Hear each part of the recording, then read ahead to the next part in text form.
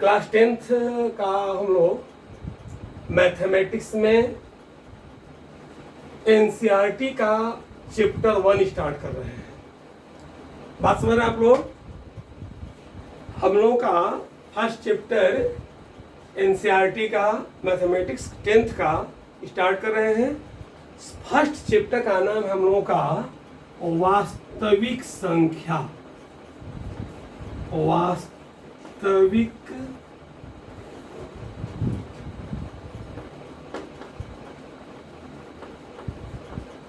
संख्याएं। पहला चैप्टर हम लोग का है वास्तविक संख्याएं। इसको इंग्लिश में कहते हैं रियल नंबर।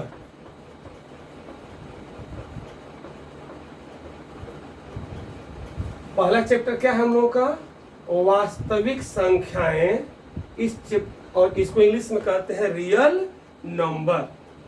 अब सोचने वाली बात है कि रियल नंबर क्या है, वास्तविक संख्या क्या है। तो सबसे पहला चीज है संख्या क्या है। संख्या किसे कहते हैं? तो संख्या के बारे में जानिए कि ऐसा मान जिसे आप गिन सकते हैं, गणना कर सकते हैं, संख्या कहलाती है। जिससे आप क्या कर सकते हैं? गिन सकते हैं, गणना कर सकते हैं, उसी को क्या कहते हैं हम लोग? संख्या कहते हैं। अब यह संख्या दो प्रकार की होती है। यह संख्या जो है वास्तव में कितने प्रकार की होती है? दो प्रकार की होती है। देखिए मैं दिखा दे रहा हूं। संख्याएं जो होंगी वह कितने प्रकार की होंगी? तो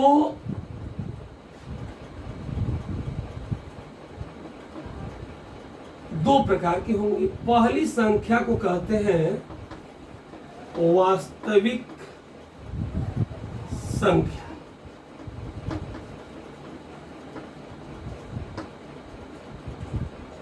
संख्या। अब इसको इंग्लिश में रियल नंबर कहेंगे।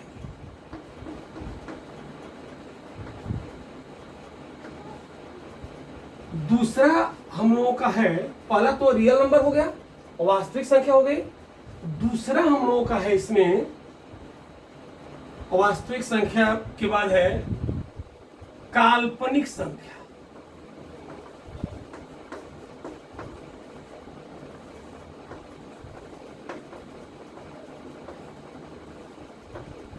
जिसको हम लोग इमेजिनरी नंबर कहते हैं।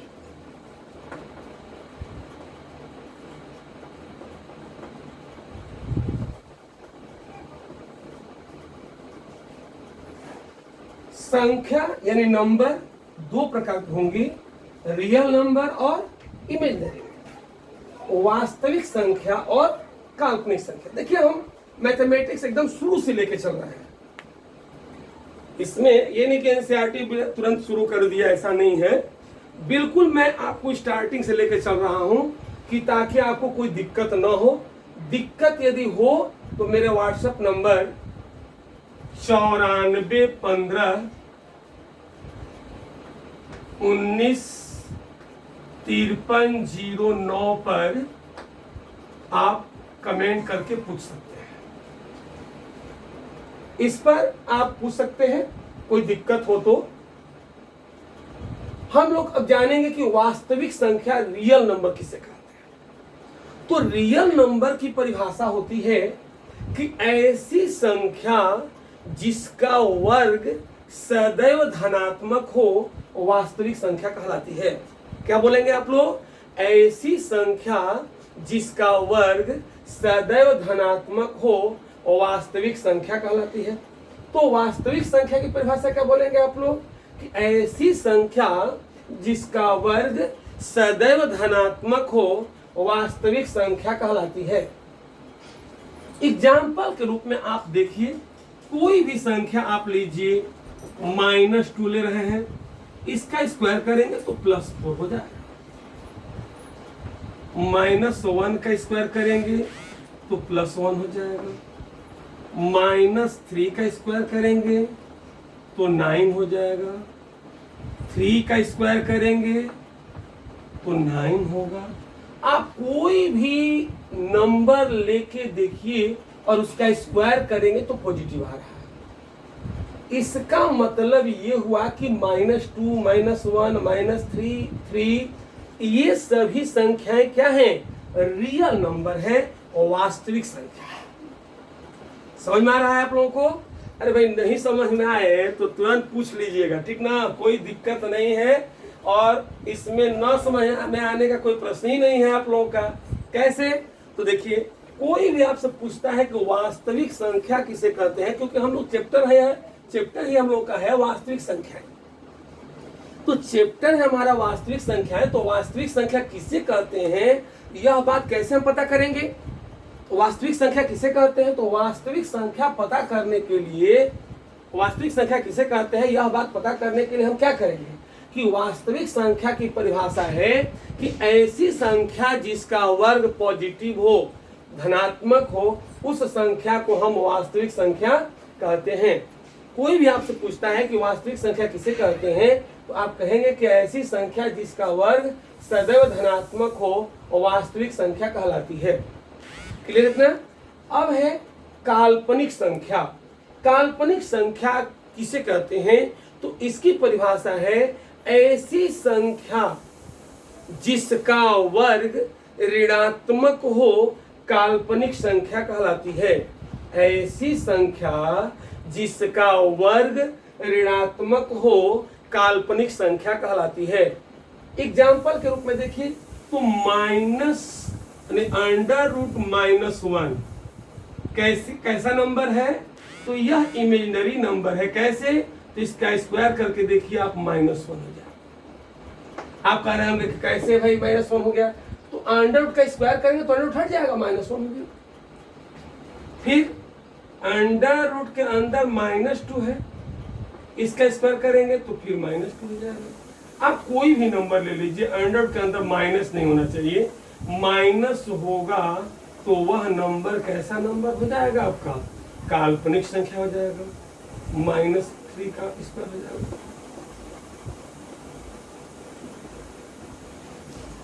सुनिए, ध्यान दीजिएगा, परिभाषा क्या होगा? काल्पनिक संख्या की परिभाषा क्या होगी? तो ऐसी संख्या जिसका वर्ग ऋणात्मक हो, काल्पनिक संख्या कहलाती है। काल्पनिक संख्या की परिभाषा क्या बोलेंगे? ऐसी संख्या जिसका वर्ग ऋणात्मक हो, काल्पनिक संख्या कहलाती है। अब हम लोग जानेंगे काल्पनिक संख्या हो गया और वास्तविक संख्या हो गया। अब कुछ और नंबर जान लीजिए, जैसे है प्राकृतिक संख्या।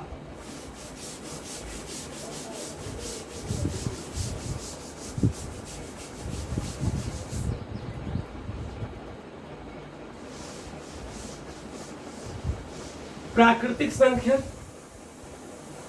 ऐसी संख्या जो गणना करने में प्रयोग होती है, प्राकृतिक संख्या कहलाती है। इसको n से प्रदर्शित करते हैं, प्राकृतिक संख्या।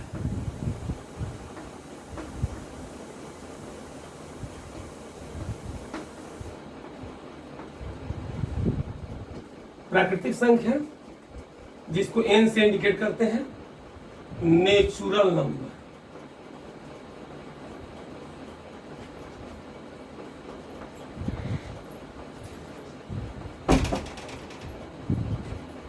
नेचुरल नंबर क्या है? Natural number n = 1 2 3 4 5 dot. इसके बाद आता है आपका पूर्ण संख्या।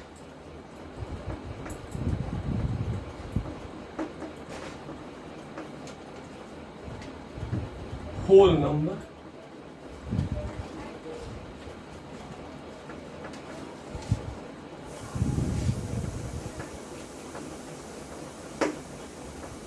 भाई होल का स्पेलिंग सही है, होल नंबर। ध्यान दे दीजिएगा, स्पेलिंग थोड़ा सा इधर उधर हो सकता है, ध्यान देंगे आपको।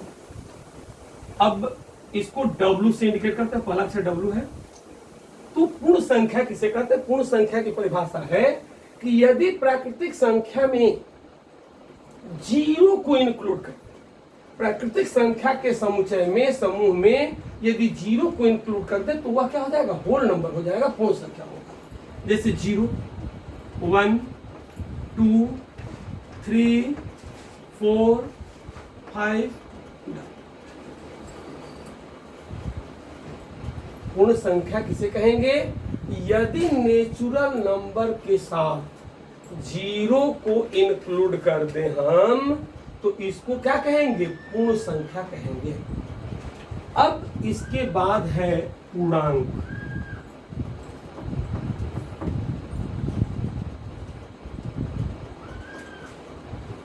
पूर्णांक को आई से इंडिकेट करते हैं या जेड से इंडिकेट करते हैं।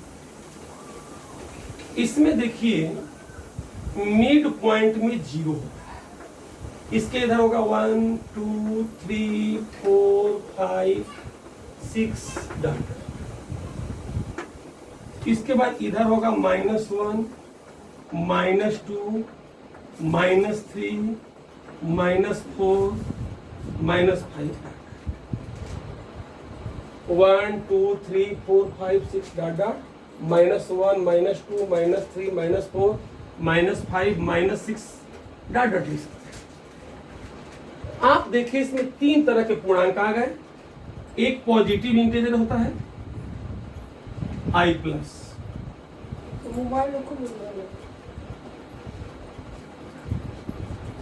पॉजिटिव इंटीजर हो गया 1, 2, 3, 4, 5, 6।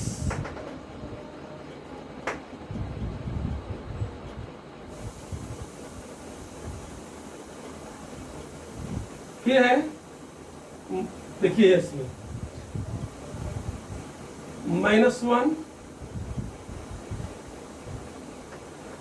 2, -3, -4 और तीसरा है शून्य पूर्णांक। तीसरा है आपका शून्य पूर्णांक। शून्य पूर्णांक क्या है उसको जानिए।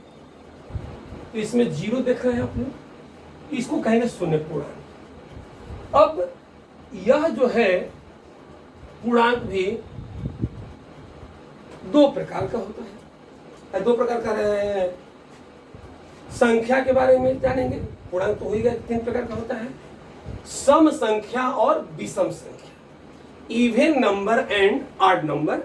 इवन नंबर क्या है, इवन नंबर क्या है उसको जाना। इवन नंबर की परिभाषा है कि ऐसी संख्या, सम संख्या का, ऐसी संख्या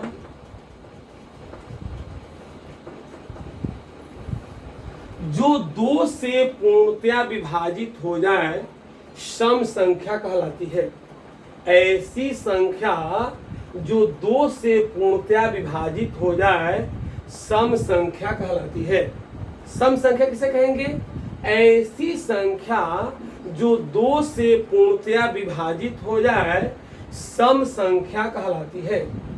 जैसे एग्जाम्पल के रूप में देखिए 2, 4, 6, 8, 10, ये सभी क्या है, नेचुरल है। वो नेचुरल कर रहे हैं, इवन नंबर है, सम संख्या। एक बात और जान लीजिए, इवन में कोई जरूरी नहीं पॉजिटिव हो, निगेटिव भी होता है इवन नंबर, -2, -4, -6, -5 ऐसे। इसके बाद है आपका विषम संख्या।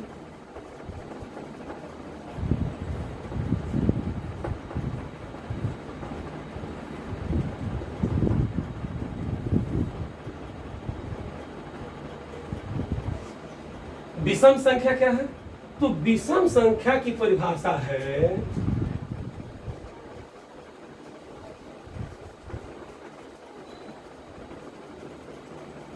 विषम संख्या की परिभाषा क्या है, तो ऐसी संख्या जो 2 से पूर्णतया विभाजित न हो विषम संख्या कहलाती है।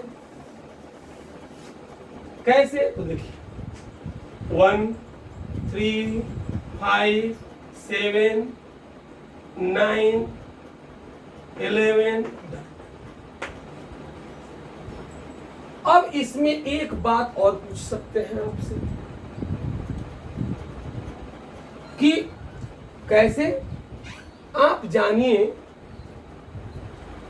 कि जीरो, कोई पूछ दे कि जीरो कैसा नंबर है। जीरो कैसा नंबर है, इवन है कि ऑड है, जीरो पॉजिटिव है कि निगेटिव है। यह बात आपसे पूछा जा सकता है कि जीरो कैसी संख्या है, धनात्मक संख्या है या ऋणात्मक संख्या है। तो आप क्या कहेंगे, नहीं धनात्मक कर रहे हैं, मिस्टेक हो गया थोड़ा सा, सॉरी। आप जीरो के बारे में कोई पूछ दे कि इवन है कि ऑड है, यानी सम संख्या है कि विषम संख्या है, आपका जवाब क्या होगा, आपका आंसर क्या होगा। तो देखिए मैं एक प्रॉपर्टी बता दे रहा हूं। कभी भी जानिए कि दो सम संख्याओं के बीच एक विषम संख्या आती है और दो विषम संख्याओं के बीच एक सम संख्या आती है। कभी भी देखिए दो सम संख्याएं कौन कौन, जैसे 2 4 ले लीजिए, इसके बीच की संख्या क्या है, 3। कैसा संख्या है यह, ऑड संख्या है, यानी कि विषम संख्या है।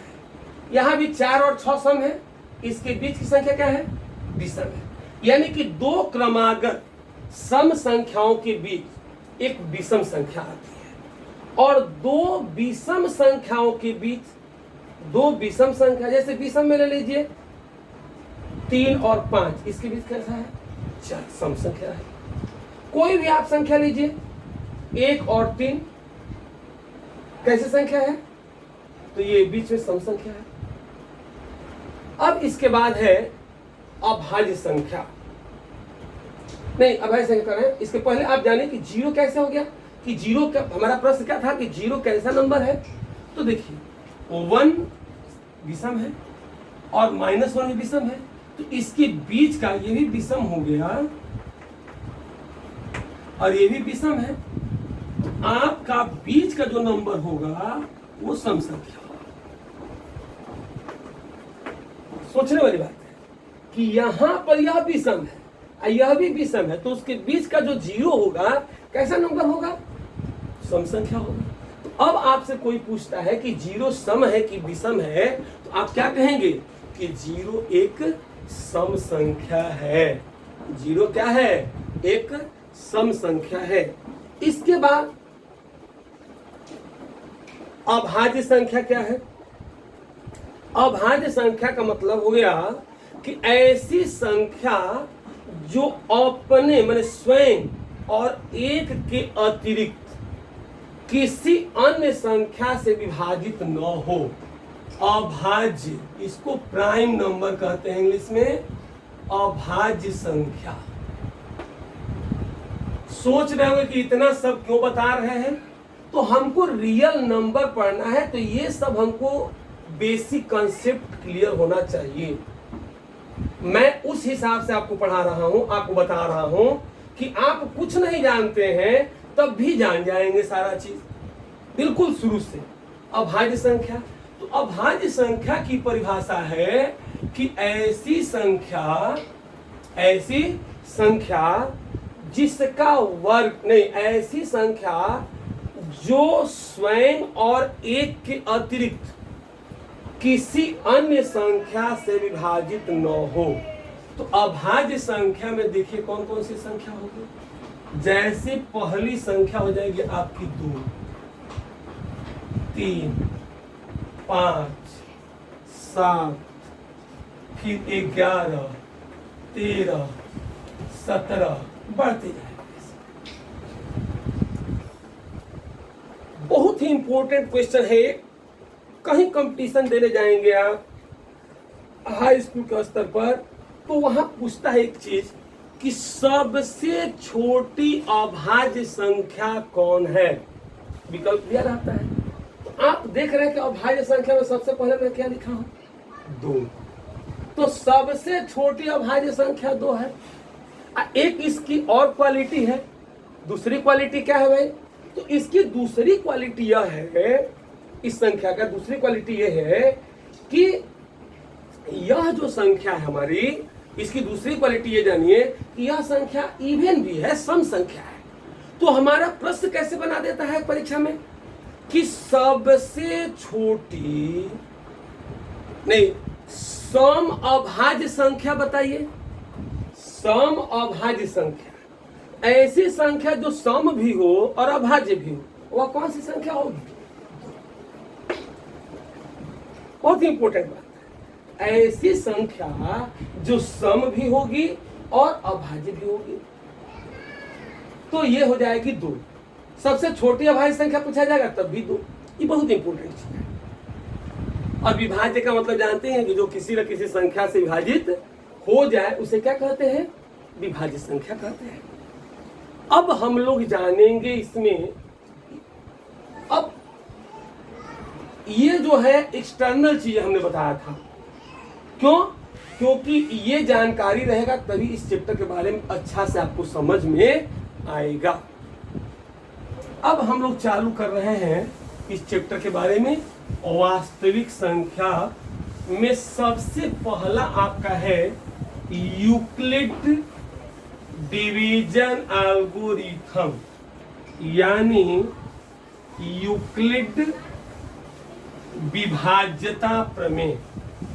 यूक्लिड विभाज्यता प्रमेय।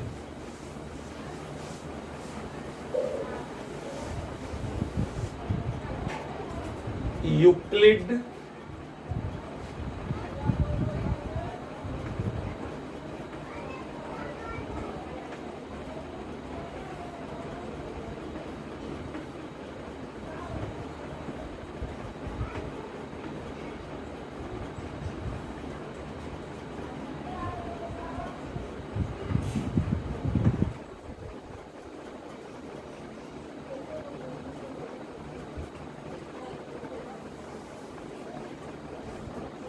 यूक्लिड विभाज्यता प्रमेय क्या है? देखिए, यूक्लिड विभाज्यता प्रमेय का आप लोग नाम नहीं जानते होंगे, लेकिन ये प्रमेय आप लोग बचपन में ही पढ़ चुके थे। ये बड़ा बेवकूफी जैसा आप बात कर रहे हैं भाई। ये 10 का चीज हम कैसे नीचे क्लास से पढ़ लिए थे? आप लोग 2 से ही भाग जानते हैं। देखिए, मैं आप लोगों को क्लास 2 में ले चल रहा हूं, कैसे सर जी आप लोगों को भाग सिखाते थे। जैसे मानिए कि आपको सर जी बोलते थे कि 35 में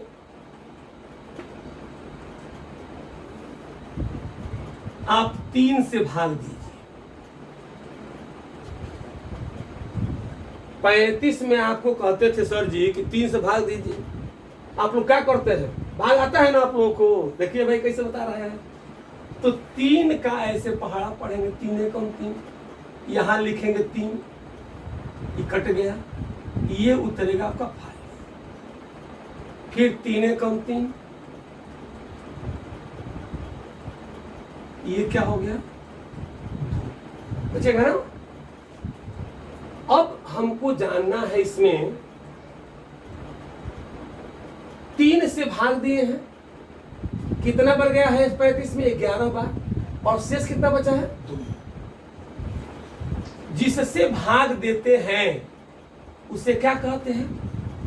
भाजक।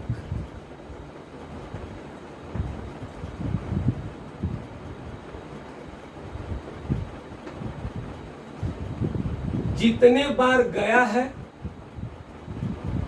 उसको कहते हैं भागफल।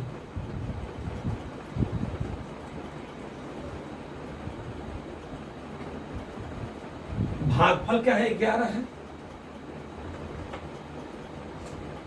जिसमें भाग देते हैं उसको आप लोग क्या कहते थे? भाज्य। सब आप लोग क्लास 2 में पढ़े हैं या 3 में। भाज्य क्या है? भाज्य कितना है आपका? 35। और यह जो बचा है उसको क्या कहते हैं? शेषफल कहते हैं।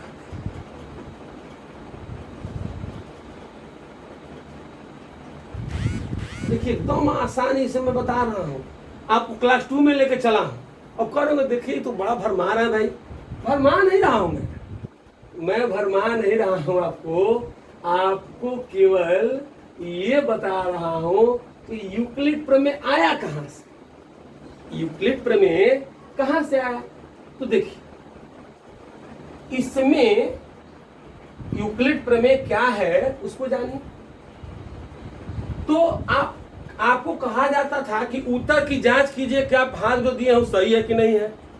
आप लोग क्या करते थे, फटाक से ने इसका इसमें गुणा करके और इसको जोड़ देते थे, और जोड़ने पर यदि 35 आ गया तो भाग सही है और नहीं तो गलत है। इन बात आप लोग कहते थे। क्या कहते थे भाई, आप लोग कहते थे कि इसका इसमें गुणा करते थे और इसको जोड़ते थे, जोड़ने पर यदि यह आ जाता था तो आप कहते थे कि यह भाग क्या है, सही है। इसी तरह से यहां से आपका निकल जाएगा यह कब सही होता था, ये वाला इसमें इसका गुणा करते थे, किसमें, इसका इसमें 3 गुणे 11। आप प्लस क्या करते थे, ये शेष जोड़ते थे तो मिलता क्या था आपका, यही संख्या मिलती। अब आप यहां पर देखिए यह 35 क्या है, यहां भाज्य,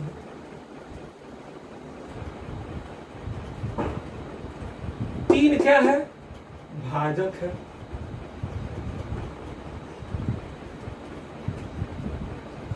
11 क्या है, तो भागफल है।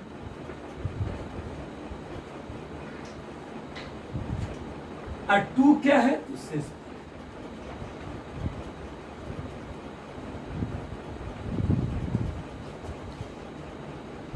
देखिए ध्यान दीजिएगा, ये भाज्य है, ये भाजक है, ये भागफल है और प्लस शेषफल है। तो आपसे कोई सूत्र पूछता है कि भाज्य बराबर क्या होगा, आप सिंपल बोलेंगे क्या कि भाजक गुणे भागफल प्लस शेषफल। भाज्य बराबर होगा भाजक गुणे भागफल और प्लस शेषफल। याद रहेगा आप लोगों को, भाज्य बराबर होगा भाजक गुणे भागफल और प्लस शेषफल। इसी तरह से आपको यूक्लिड प्रमेय में बता दे रहा हूं कि यदि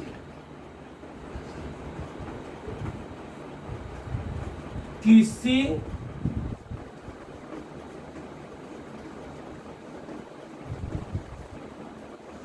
धनात्मक पूर्णांक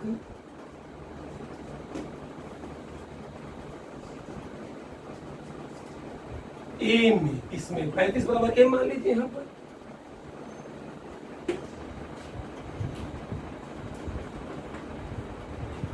ए में बी से, बी मतलब यह 3 जो है बी मान लीजिए, बी से भाग देने पर, भाग देने पर भागफल, भागफल, भाग देने पर भागफल क्यू। भागफल को अंग्रेजी में कोसेंट कहते हैं। भागफल को, अब देखिए भागफल कोसेंट कहते हैं, भाग देने पर भागफल क्यू एवं आर शेष। शेष को अंग्रेजी में रिमाइंडर कहते हैं, पहला अक्षर आर से, आ शेषफल। ध्यान दीजिए, यदि किसी धनात्मक पूर्णांक ए में बी से भाग देने पर भागफल क्यू एवं आर शेषफल आता है और आर का मान, यहां पर आपका जो शेष बचा है इससे कम है ना, या तो यहां पर कट के 0 आ जाता है और नहीं तो इससे कम आएगा, ये आप लोग प्रतिबंध जानते हैं। और आर का मान जो होगा, आर का मान बी से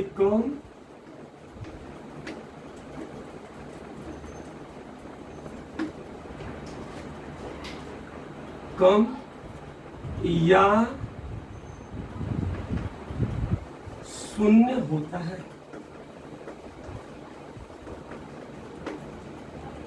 इस प्रमेय को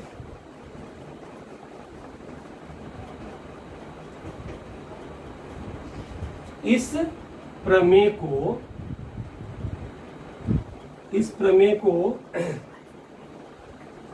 यूक्लिड विभाज्यता प्रमेय कहते हैं।